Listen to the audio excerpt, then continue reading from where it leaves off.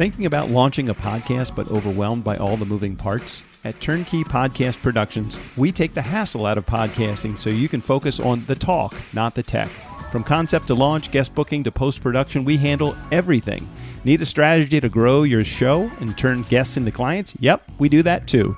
DIY or done for you, we've got the solution that fits, whether you're just getting started or ready to scale. TurnKey is your behind-the-scenes podcast team.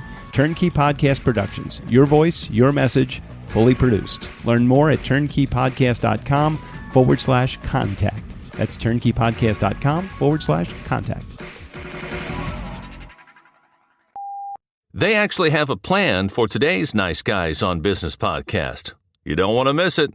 I explain what is heat, what is smoke, what is protein, what is fat, what are carbohydrates, what happens when heat hits meat, what is the process, what is the difference between infrared energy and conduction energy and convection energy, because you've got all three on the grill. Right. And if you know where they are and how to use them, then you can become a better cook.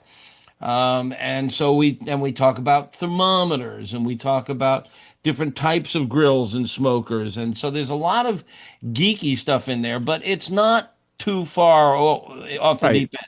It's not a science class per se, but it really informs you about what's going on and how to manage things and how to control things. What are we going to do today? Same thing we do every day, Pinky. Try to take over the world. Oh, and listen to the Nice Guys on Business podcast, of course. Go from where you are now to where you could be. Get expert tips to grow your business, to be more productive and more efficient, whether you're trying to build influence, grow your community, or make it rain. Best-selling author of Nice Guys Finish First, Doug Sandler, can lead the way. The Nice Guys on Business is produced by TurnKey Podcast Productions. Now, here's your host, Doug Sandler. All right, Nice Guy community. Today's guest has smoke, science, and a serious sense of flavor. Meathead is one of only 40 living barbecue Hall of Famers. Yeah, that's a real thing. And the brains and taste buds behind AmazingRibs.com, the biggest and most beloved barbecue and grilling site on the planet. His first book, Meathead, The Science of Great Barbecue and Grilling, hit the New York Times bestseller list, and he was crowned one of the 100 best cookbooks of all time. His brand new book, The Meathead Method, just dropped, noted as the only book on outdoor cookery you'll ever need. Now, that's pretty cool. He's a culinary mythbuster, a science geek with a grill, and today he's bringing the heat to the Nice Guys on Business. Meathead, I'm excited to chat with you here. I don't know if I've ever had anyone. I've never had like Madonna or Gandhi, but I've got Meathead on the show. Meathead, welcome to the Nice Guys. Well, I like to tell people I have just one name. I'm like Madonna, only more facial hair. I get it. And you, very nice of you to read that quote, the only book on outdoor cookery you'll ever need. You forgot to mention that Alton Brown said that. Now, I don't know if he means anything to you, but in the culinary world, Alton Brown is a walking, living god. And so for Alton to call my book the only book on outdoor cookery you'll ever need is quite an honor. Well, I appreciate you correcting me. I'll let my mom know because she's the one that wrote the freaking intro. Okay, so let her know. You know, my mom died just recently, but up until then, she was my copy editor. She was an old English teacher, and she was breathing down my neck, and she was merciless. Well, you grew up with red pen then in your life, I'm sure. You will never see me without this in my pocket. And for Nice Guys that are listening to this, which is on audio only, and which is everybody, because we're not doing a video other than some of the promo, unless we're showing that you remember as you were in elementary school, Nice Guy community, that pen that had the multiple tops that you could press down on the bottom? Right, it's a big pen. Nice. It's a big 4-color pen, and you use red for editing, black for marginal notes, green for comments to the other members of the team, blue. I haven't found a use for the blue yet, but nice, yeah. Nice. So let's start here. You know, I really only recently truly discovered the art of barbecuing or cooking outside. I've had a grill my entire adult life. But a neighbor of mine who is an 80-year-old neighbor, she brought over these baby back ribs probably about maybe 3 or 4 months ago, maybe last. I don't even remember exactly, but it seemed like it was just yesterday, and I bit into these baby back ribs and they melted off the bone. And I said, "Where did you buy these?" And she said, "Buy them. I made them." I'm like, "How do you make these ribs?" Pardon my expression, so fucking good.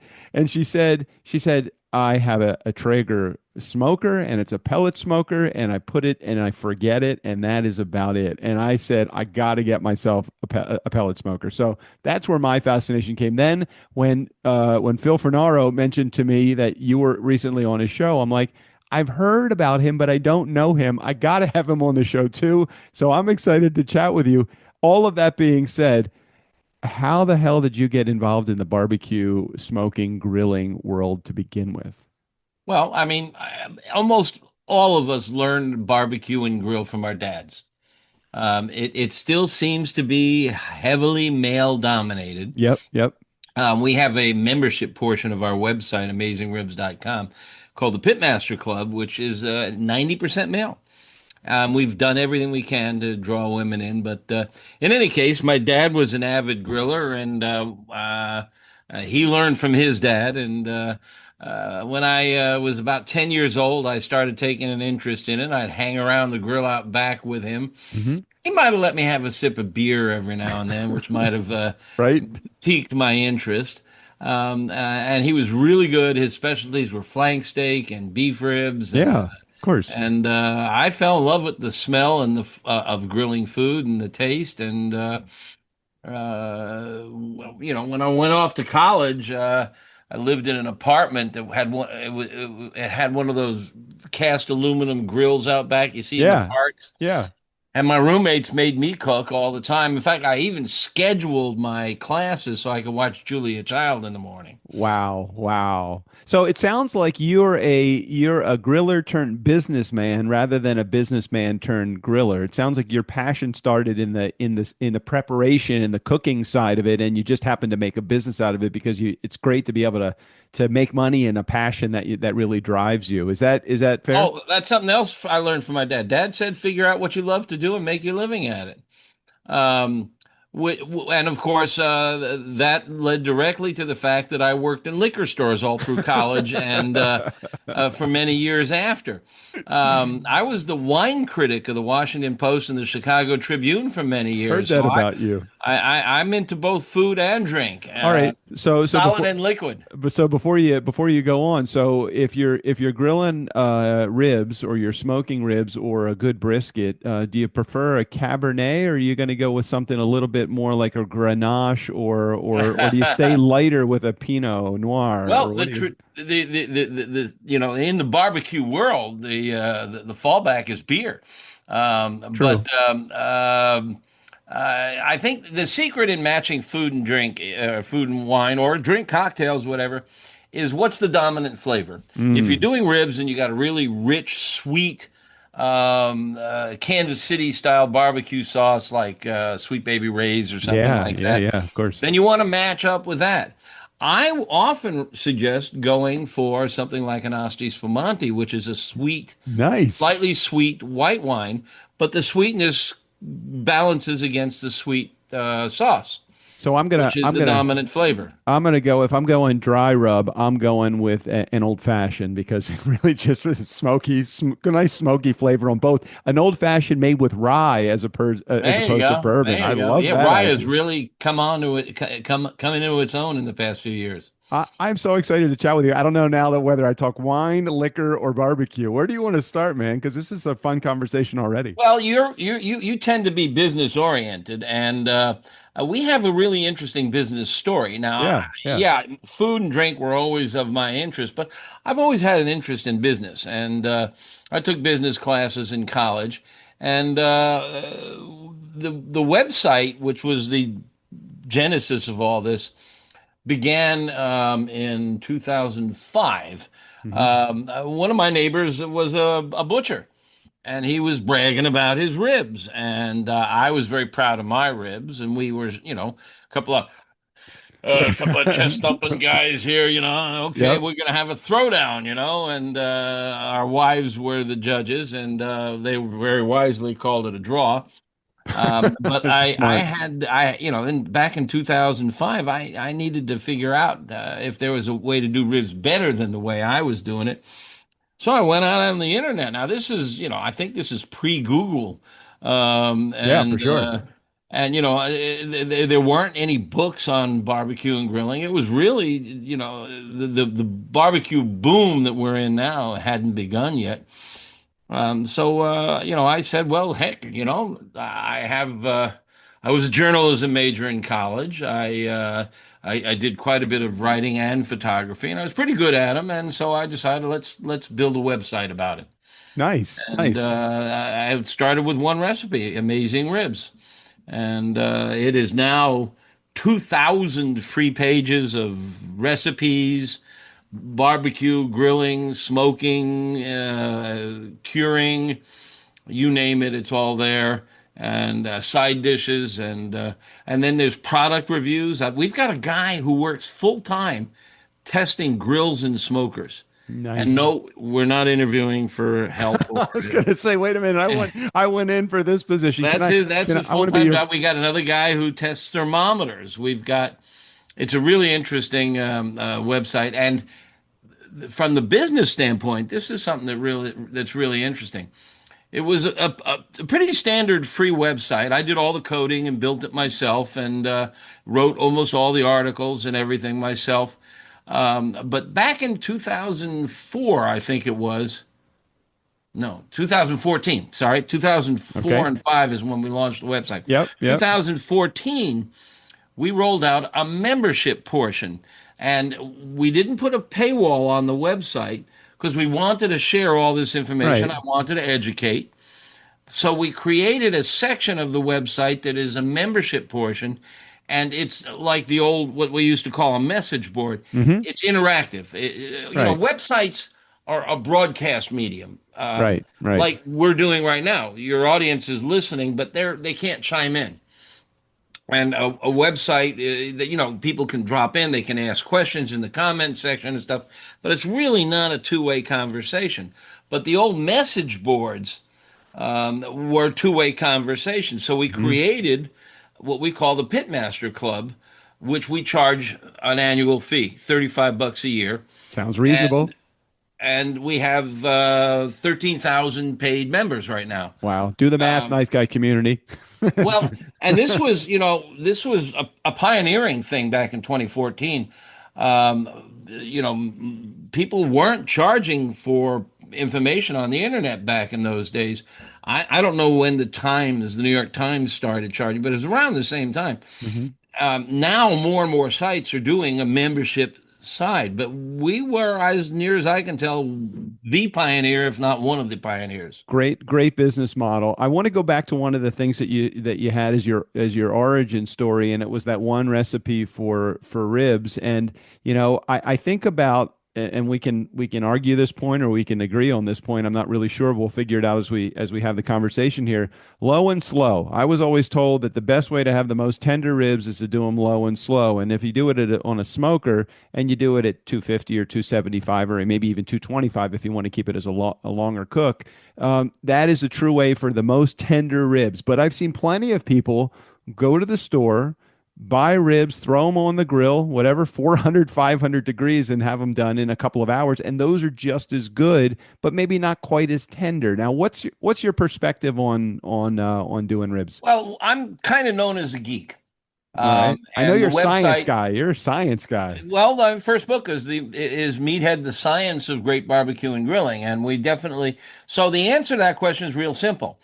Muscle fibers contract when subjected to heat. Hmm. And the hotter it is, the more they contract. When they contract, they squeeze out moisture. Hmm. So the lower temperature you cook at, the more likely it's to be tender and juicy.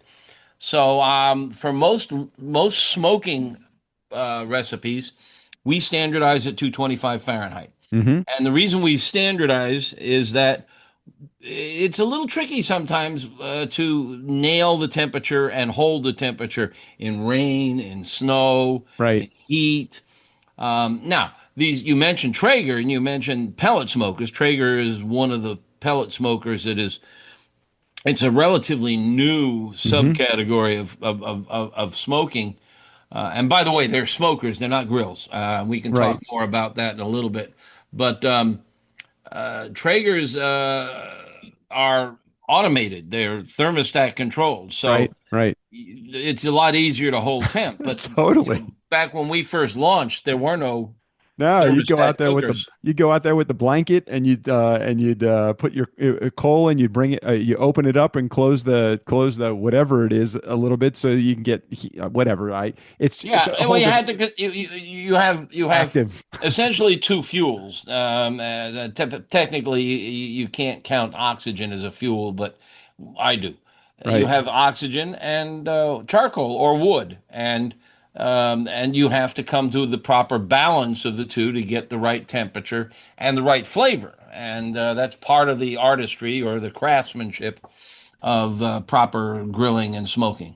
Well, I do love a low and slow cook, but it I do the 3-2-1 method, 3 hours uncovered, 2 hours covered in one. And Don't do that anymore. okay, well, you're going to tell me what I should be doing differently. I thought I finally got it down. What do I need to No. do differently? 2 hours. All right. 3-2-1 method is a technique people have been talking about for years for cooking ribs, where you cook them, let's say at 225 or 250 for 3 hours with smoke. Right. And you cook them indirect. You don't put them over flame Correct. or glowing coals. You put them indirect, convection airflow warms them gently so they don't shrink and contract and squeeze out the juices. And you do it for 3 hours. Then they wrap them in aluminum foil. Some people use butcher paper Yeah, I use the paper. for 2 hours, and essentially that braises them. The liquid comes out, and you braise them, and then you take them back out for an hour, and that can crisp up the bark.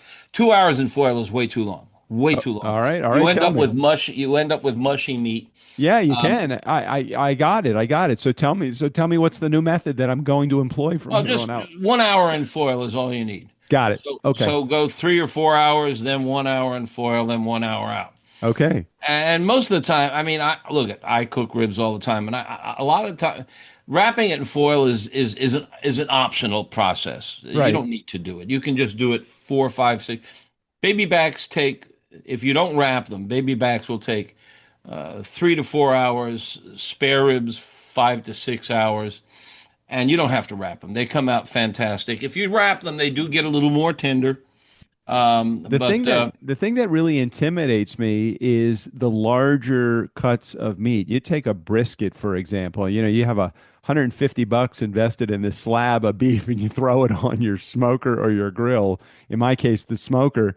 And I'm just always afraid I'm going to do something wrong. You know, you have the thinner portions, you have the thicker portions, and I'm going to overcook the thinner portion. I'm going to undercook the thicker portion. How the hell do I get this straight, meathead? Fix me.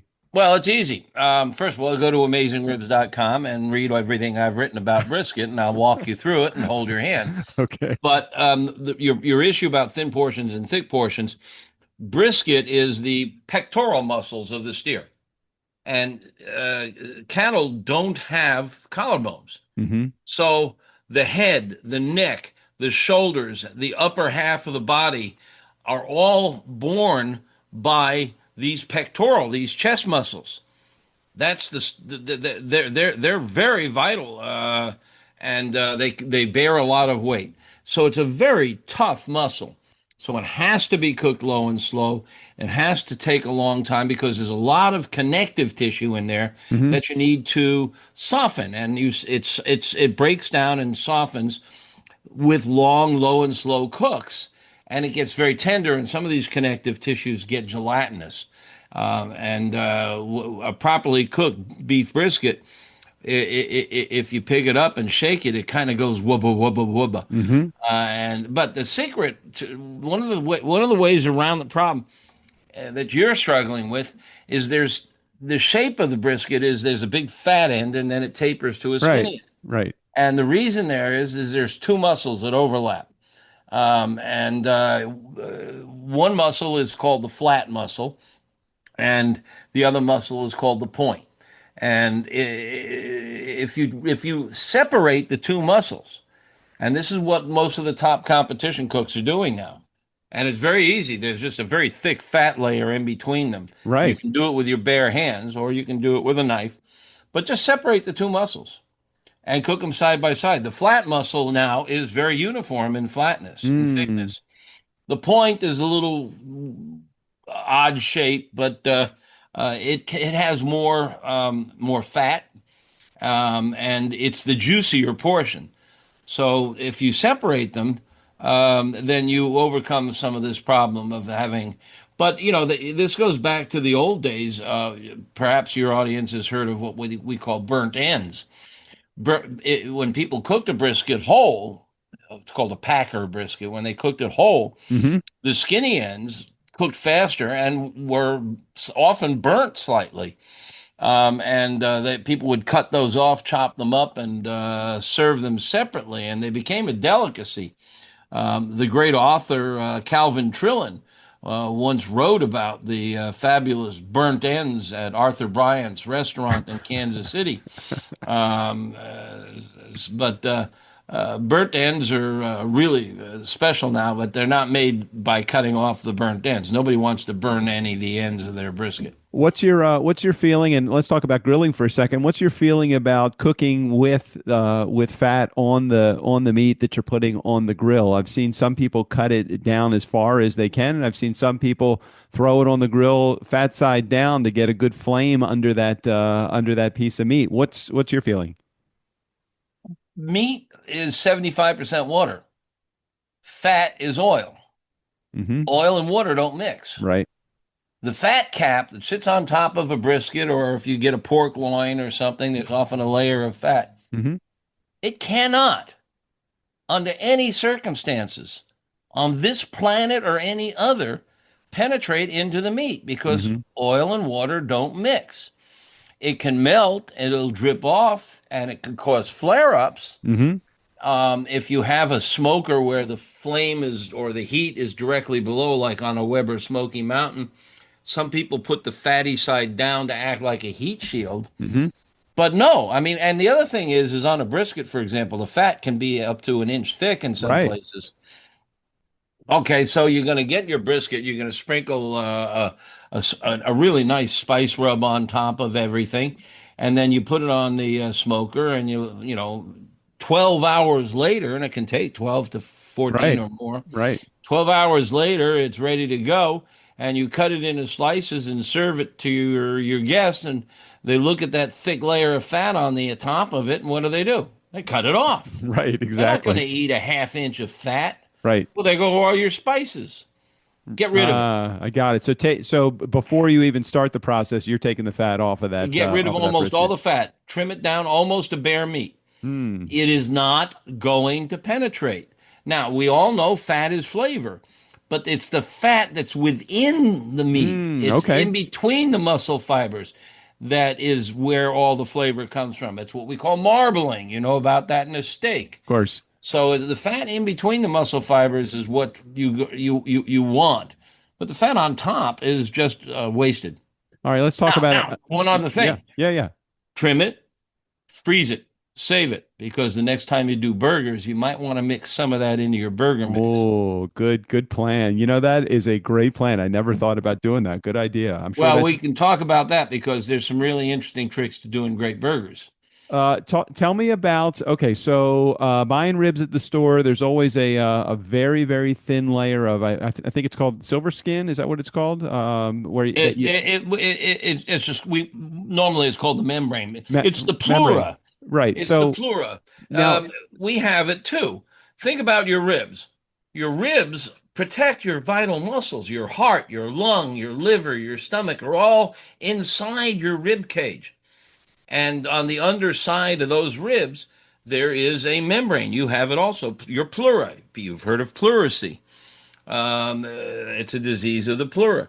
That pleura is a thick membrane on the underside of the ribs, and it can get very chewy. It can be rubbery, depending on if you do the 3-2-1 method. It can get very rubbery. right. So it's generally a good idea to peel it off. I do. I take it off every some stores sell it with it's still on there. And some, like if I go to Trader Joe's, I don't believe that the membrane is on the ribs. I even chat GPT'd it. I'm like, hey, does Trader Joe's do something to their ribs? Yes, they remove the membrane from I the wasn't ribs. aware of that. I do shop at Trader Joe's occasionally. I'm particularly fond of the wasabi peas. Yeah. But I wasn't aware that they were not most stores do not remove the membrane. It's tricky to remove it. It's probably time consuming, and that would make it more It expensive. it is a little time consuming to do it. I tend to dry off the underside of the ribs, take a paper towel and put that between my finger and the membrane, and oftentimes Hmm. it's a lot easier Yeah, to get that yeah. off that way. Tell me about the difference between, and I'm sure you've had experience with this, the difference between going to, let's say, the butcher counter as opposed to going to the case that has it already packaged. Is it the same meats? Is it oftentimes different meats, higher quality at the counter as opposed to the refrigerated section? Any idea, any thoughts about that? It really varies. It really varies. You know, every grocery store used to have a real butcher. That's not true now. They have a lot of them have what we call meat cutters, but they're not trained in butchery necessarily. Most of the meat cutting and the butchery is done at the slaughterhouse or at a meat processor. But look at I value my butcher more than I do my stockbroker. I get to know your butcher.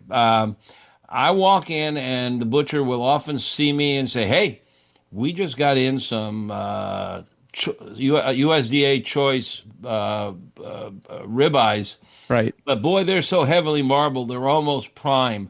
You want some? Yes." Okay. You know, Okay. you get to know your butcher. In fact, what I will do, and I recommend you might try this, is as you get to, and by the way, a lot of them are women now. You get to know the head butcher. They're there. They get there early in the morning because that's when deliveries come in, and they often leave early in the afternoon. Mm-hmm. So don't show up 4 o'clock and ask for the butcher. Mm-hmm. And I have been known to show up around lunchtime with a slab of ribs and give it to the butcher team. And Make a friend. lot of grocery stores have a picnic table out back where they go out for lunch, and they remember that. A lot of meat is prepackaged, wrapped in cryovac, which is nice because it keeps oxygen out. Mm-hmm. Oxygen in meat, oxygen increases the rapidity of spoilage. Some of it comes in frozen, some of it comes in fresh, some of it is butchered in the back room. It really varies, and it depends on and there are still left a few independent butchers that have Yeah. just a butchery store. A lot of young people have sort of opened up boutique butcher shops. The food's expensive, but Yep. they'll custom cut anything, a lot of fresh stuff. But I got to tell you, people, don't be afraid of frozen. I was just talking about fish with somebody. Um, a lot of the better fisheries now freeze the fish on board ship, Right. Yeah. They flash freeze them. I have flash gone. freeze, and if you do it at a very cold temperature, very fast, it really preserves the freshness. I would rather have a flash frozen fish or a flash frozen turkey. Mm-hmm. Thanksgiving's coming up, Yep. Yep. than one that has been so-called fresh. And they slaughter the turkey and then they ship it unfrozen to the grocery. Now it's got to go, 2 or 3 days in shipping, and then it sits on the loading dock for an hour or two while it comes in and is processed and inventoried. Then it goes into a refrigerator counter, and it can sit there for 3 or 4 days. So you end up with a fresh turkey that's now a week or two old. Mm-hmm. A lot of turkey places will flash freeze them, and we've used the word flash, and that's important because if you take say you go out and you buy some meat Mm-hmm. and you throw it in your freezer, that freezer isn't very, very cold. It's usually, 29, 30 degrees. Right. Right. It'll freeze it, and you're sitting on top of other frozen goods. These flash freezers, they're much colder and they sit on a wire shelf so the air can circulate all around them. They freeze very quickly, and when when you open a bag that has frozen meat, there's often liquid in there. Yeah. That liquid is water with a pink protein in there called myoglobin, and so it's a kind of a pink liquid.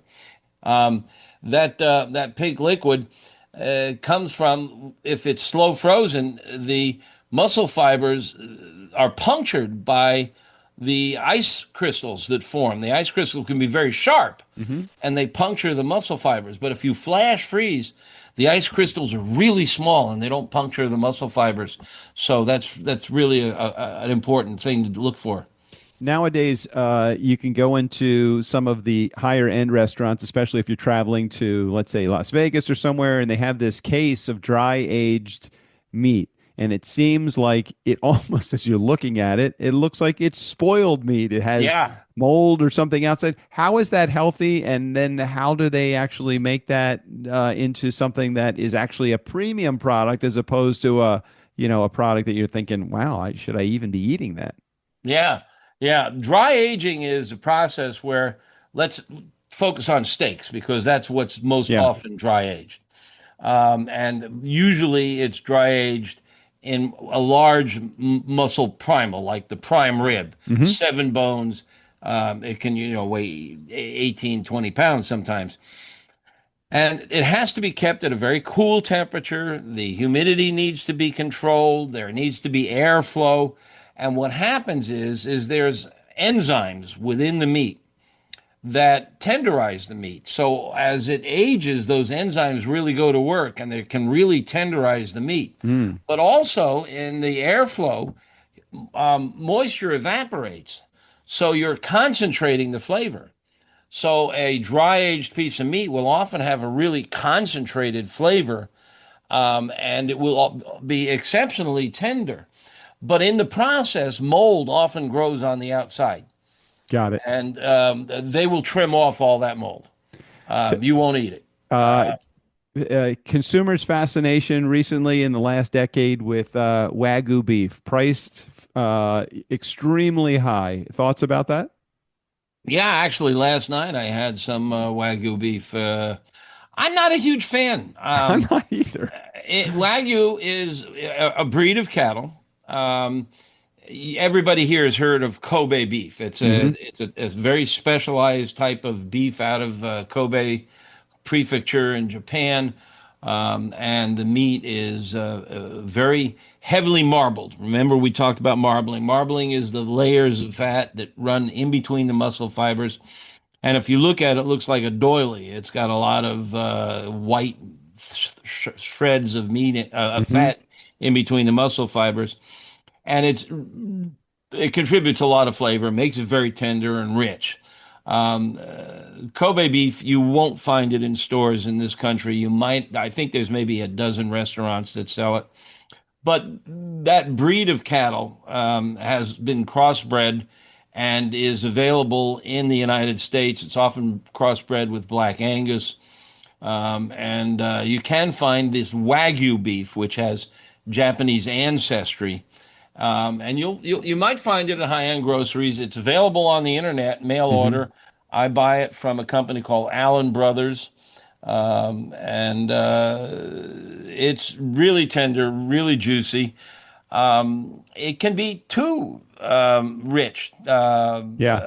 and I still generally prefer USDA Prime, although for many years I was along with all beef lovers.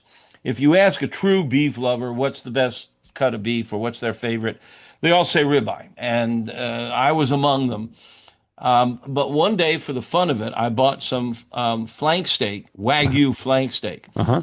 Flank steak was something my dad used to cook, and Right. just for the fun of it, I bought some flank steak. But I bought the Wagyu, and flank steak is a very rich flavored cut. It comes down from around the belly and the diaphragm area, and but it can be very tough. Yeah. Well, the Wagyu flank steak is really tender. And if you ask me now what my favorite cut of beef is, my answer is Wagyu flank steak. And I if you was gonna haven't tried it, was gonna ask you you that. need to. It's expensive, but it's awesome.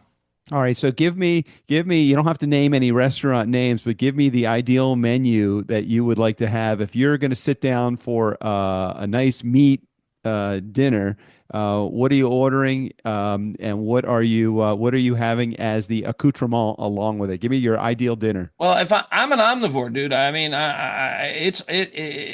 we just came. I live in the Chicago area. My wife is a master gardener. Hmm. She actually has a certificate from University of Illinois, Master Gardener. Um, Come August, we eat an awful lot of vegetables around here. I love my eggplant parmesan and my zucchinis and tomatoes, and I was raised in Florida. I'm a fish lover. Hmm. Sable, which is also known as black cod, is just brilliant. It's just an amazing fish. If you've never had it, it's hard to find. It's a cold water fish from the deep waters off of Alaska. You've got to try sable. It's often smoked, Hmm. but if you can get a really great fillet and just salt, maybe a little tarragon, grill it off, it's unbelievable. Now, my new book, The Meathead Method.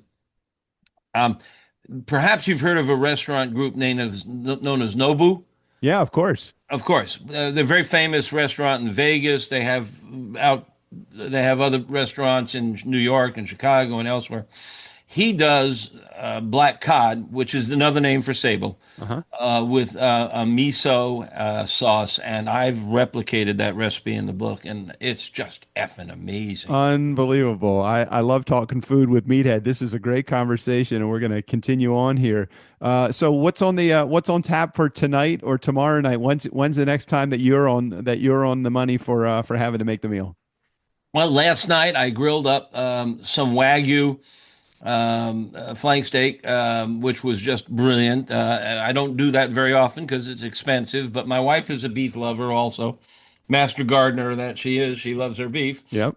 Um, and uh, Tonight I was lucky. I did a book signing at a barbecue supply store, and he also sold meat, which Yeah. I've not often seen a barbecue store that sells meat. And he had sausages from Tim McKeska. Okay. McKeska is what was a barbecue restaurant in Taylor, California, which is like one of the great barbecue towns in California. Hmm. Not California, Texas. Right, Texas, right. Taylor, Texas. And Tim, I went down there with touring barbecue joints with a friend who owns a barbecue joint here in Chicago, and he wanted to carry a really great sausage, and he tried to make up his own recipes, couldn't find one that really worked. So we were tasting sausages, and McKeska's blew us away, and he started bringing it in. Well, this barbecue store had some McKeska's sausage, so I bought a bunch of it. Oh, And so awesome. tonight, I haven't had it in years. I had it in Texas. I bought some, and so tonight we're just going to make sausage on a bun. McKeska sausage. It's a blend of pork and beef, and his secret seasonings, and I'm really psyched for that. That is awesome. That sounds like a very good meal. So tell me a little bit more about your book. So the Meathead Method came out. When did that come out?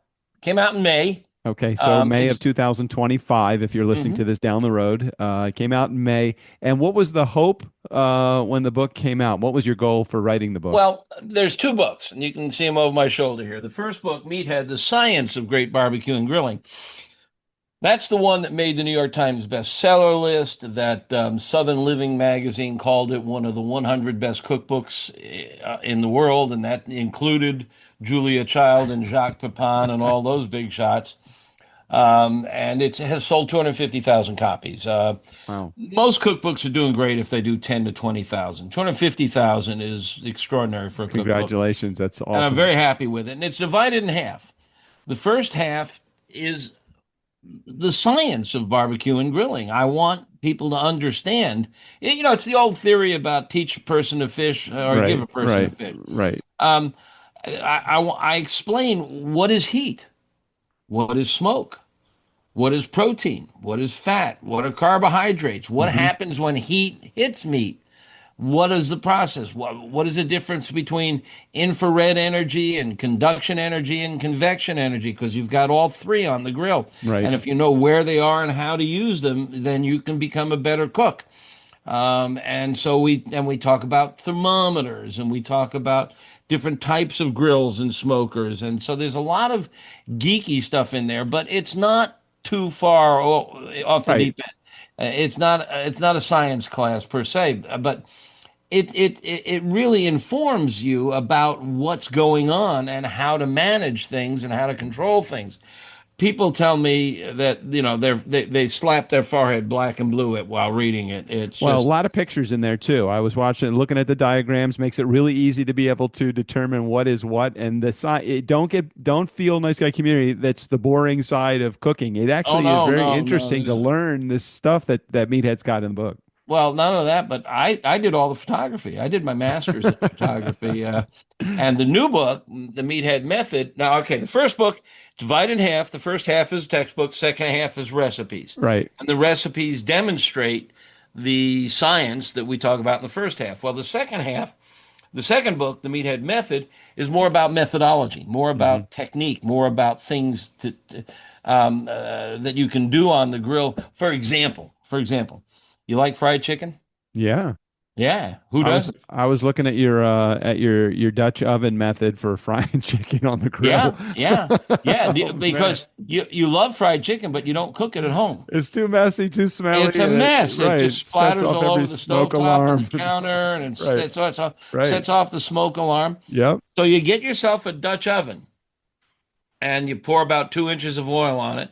You take it out back to your grill. It's a little easier if you have a gas grill, but you can do it on a charcoal grill. Yeah, yeah. And you turn the burner underneath the Dutch oven on high. And you bring the temp up to 350, 375, and then you back down on the heat until you can stabilize it in that range. Right. 350, 375 is the magic number for deep frying. Yeah. And you leave the other side of the grill off. No burners on. So just one burner is all you Right. need. Right. And now you take your chicken and you roll it around in flour, and that's all you need to do. But if you want to then dunk it in egg or milk or something, Right. there's a billion ways Right. to Right. prep the Right. chicken. Right. Just flour is all you need, though. I mean, just roll it around in flour it comes out wonderful, and then you throw it in the hot oil, and after it turns golden, you take it out and put it down on the other side of the grill where there's no direct heat. But when you Hmm. close the lid, it stays warm Right. and it Right. drips. And who cares if it smokes? Who cares if it spatters? I saw that You're, you revolutionized my ideas on how to actually make fried chicken at my house. oh, and you can do fried chicken any day of the week now. Yeah. And it's not going to set the grill on fire. You're not going to knock over a 10-pound Dutch oven. Right. And Right. even if, for God's sake, you did, you'll lose a $500 grill. You do it inside, you knock it over, you're going to lose a $500,000 house. Uh, So yeah. now that. So that's one of the methods that we Right. talk about in the Right. book. Fried chicken is now barbecue. Yeah. Um, you like Chinese food? Yeah. Of course. Of course you do. Everybody does, and you probably make it at home. Now, unlike fried chicken, you make Chinese food every now and then on Right. the stovetop, right? Right. Right. Of And it's course. good. I mean, you get all the right flavors. You get the Yeah. sesame oil and the hoisin sauce, and you Yeah. and you get everything prepped in advance and all ready to go, and you can stir fry, and it's really tasty. But it's never quite as good as the neighborhood Chinese joint, is it? Agreed. Why is that? Because they cook over a volcano. The Okay. burners in a Chinese restaurant are massive and Yeah. incredible intensive heat. When you stir fry at home, you throw the chunks of meat into your pan and all the juices come out. And you see them bubbling away in there. You're braising, you're not frying. Hmm. But in a Chinese restaurant, the burners are so hot when you throw the meat into the oil, they fry. Yeah. And that's the big difference. So here's what you do. The best way to start a charcoal fire is with a gadget they call a charcoal chimney. Yeah. And a Of course. charcoal chimney looks like a big coffee can. Yeah, it's a canister. And it's a canister, and you dump the charcoal in, and you put some newspaper in the bottom. You light the newspaper, and it lights the charcoal on fire. Right. And then you dump it in your grill. Well, that's the best way to start. You don't want to use the accelerants. You don't want to use kerosene or mineral spirits or any of that stuff that they sell you to start the fire. That just smells it up and gets into the food. But charcoal chimney is great. And I was starting a charcoal fire one day, and it was around dusk, and I was going to do some steaks. And I turned around, I was doing some fiddling around on something, turned back and looked at that charcoal chimney. And there was a blue flame coming out of the top of the thing. It looked like an F-35. And the light bulb went off, and I ran inside and got my wok. I chopped up the steak and a bunch of veggies. My wife jumped in, and then we tossed it off. I had the best Chinese food of my life. So you cooked it right on top of the I chimney. put the wok on top of the charcoal chimney. It's 1,000 degrees. Yeah, yeah. It's the volcano. Now, there's a little trick that we talk about. The book's full of all kinds of tricks. A wok sitting on top of a charcoal chimney, there's combustion gases that are created by the charcoal, and they're good. They create flavor, but they can also extinguish the charcoal. They can choke the charcoal out. So you got to drill a couple of holes in the charcoal chimney to let the combustion gases out. Okay. So that's the trick. Is you it doesn't affect the charcoal chimney. You can use it for anything you want, but just a few holes in the top of the charcoal chimney to let the combustion gases out and let oxygen in.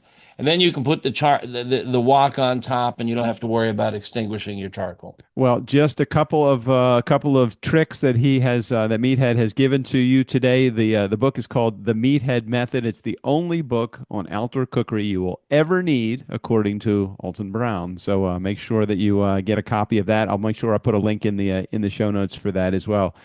I could talk food, meat, barbecue, grilling all day. You kicking me out? Well, we don't have to end, but my community is going to tell me I want him to come back, so I'm going to invite you. Can we get you back after we've sold a few hundred copies of your book? Can we get you back? Anytime. It's fun, and there's so much more to talk about, both in the science and in the methods and the business side. I mean, the business model is really interesting, and we've learned an awful lot about how to run a membership portion of a website and make it work. That's excellent. And here's a teaser on that. Any model that is a subscription or a membership model, you don't make a lot of money on the first year because you spend money to attract new business and you give away things and everything. But you make money on the renewals. Okay. And that's a truism, whether it's a magazine, a newspaper, or a website. We have, if you have a subscription or a membership model, and if you do 50% renewal, you're doing okay. 60% is very good. 70% is excellent. 80% is unheard of. 88%, which is what we have, is Meathead, you're lying. No, I believe you. But I'm not lying. We have an 88% renewal rate. Well, and maybe that's just unheard of. Maybe that's something you need to package up and sell to the business community, is how to create a membership site that will get you 88% renewals. Anybody wants to talk to us, and I'm sure the web manager, the IT guy that built it for us with my specs and input, but I'm sure he could clone it for somebody who needed it. Amazing. Meathead, you have been a pleasure. You have been true to your true to your reputation of being a super nice guy. And Phil Fernaro was right. You are a great guy to have as a guest because you have endless stories, and we will get you back to share more. Thank you for being on the show today. It's been an honor. It's fun talking to a guy who knows something about food. I love food. Even at only 185 pounds or 180 pounds and 6'4", I still eat a lot. So I gotta tell you that. Hey, Nice Guy community, never underestimate the power of nice. Again, special thanks to Meathead. All of his information, including access to his books and his membership website, will be right there in the show notes. Steve O'Brien, go ahead and grill us out of here. For the Nice Guys on Business, I'm Steve O'Brien. Thanks for listening. Bartender, Doug here's going to have a Cosmo, and Strickland is going to have a Fireball on the rocks. Not the little glass. Yeah, the big one, the 24-ouncer. Oh, and they'd both like a little umbrella. Just give me the bottle and charge them as much as you can.